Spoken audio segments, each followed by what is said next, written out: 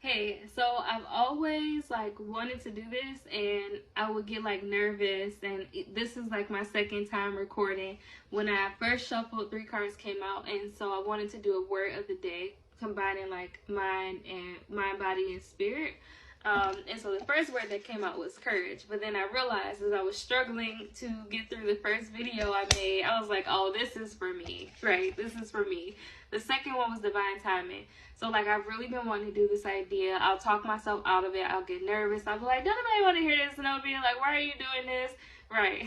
Somebody popped up and said true. But I had to learn how to not only work on building courage, but also being patient with myself and just trusting that, my guides will help me get there or here to this moment when I'm ready, right? So the third word that was actually perfect was love. Love. And it says, it was one on the thing. It says, it's not about finding love. You are love itself. Help me, Lord, to send so much compassion and caring to the inner child that sorry y'all. It's not about finding love. You are love itself. Help me, Lord, to send so much compassion and caring to the inner child that I always remember I myself am love. I myself am love.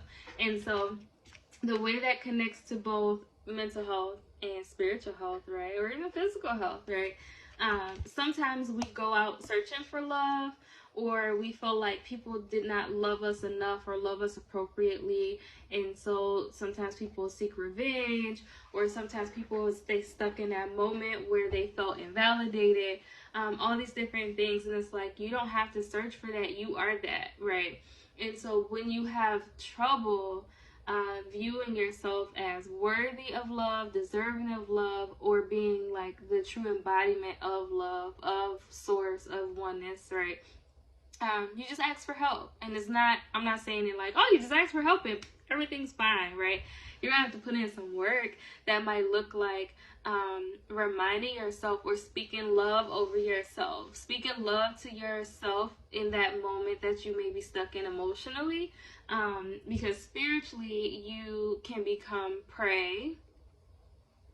You can become prey trying to seek or find love. Just like in the mental health arena, you can place yourself in emotional harm, constantly like expecting someone that is incapable of loving you the way that you deserve, like expecting them to love you a certain type of way, especially, yeah, I heard trying to get your needs met. Like, sometimes people just don't have the capacity to love you the way that you deserve to be loved, or the way that you want to be loved. Your spirit says sometimes you just gotta know when to hold and when to fold. But that's up to you, because even if windows of opportunity open, or spirit or the divine open doors for you to achieve or receive other avenues of love or support, or highlight ways that you are not loving yourself, it's up to you to create those changes. It's up to you to take heed and walk through, right?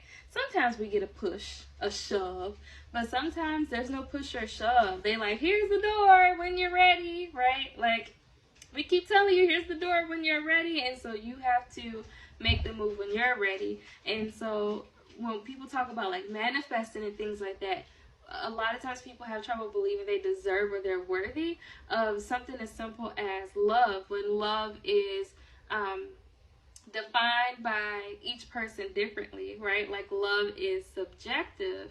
But when we talk about love, love is a receiving and giving thing. Nature is love, right? Nature is love. While yes, there are animals that are hurt and they are abused, and like their habitats are destroyed by humans, things like that. But is this whole system created for animals to thrive? And they don't go to work, they don't clock in, as far as jobs. You got worker bees, yes, but just saying, like, their needs are met abundantly just simply by existing and being who they are, who they're called to be. So saying that to you, if you keep chasing love and then you find yourself anxious depressed, feeling like you're in spiritual warfare, or under demonic attacks, just all these different things, start by working hard to not seek it from someone else. In what way can you provide that for yourself, right? Because it's already out there. And if you don't believe that it's out there, it can literally be, instead of may I always remember I myself am loved, it can literally be like, universe, please show me true love, right? Show me how to love myself unconditionally. Show me the ways that you love me. Show me what love looks like.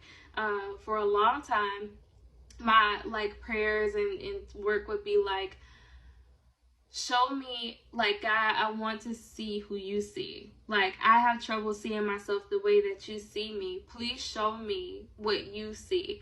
And every now and then I would get put in some challenging positions, but then people would be like, oh my gosh, how did you do that? And can you show me, how you got there, or how you accomplished this, or, you're so smart, or you're so pretty, or you're so this and that.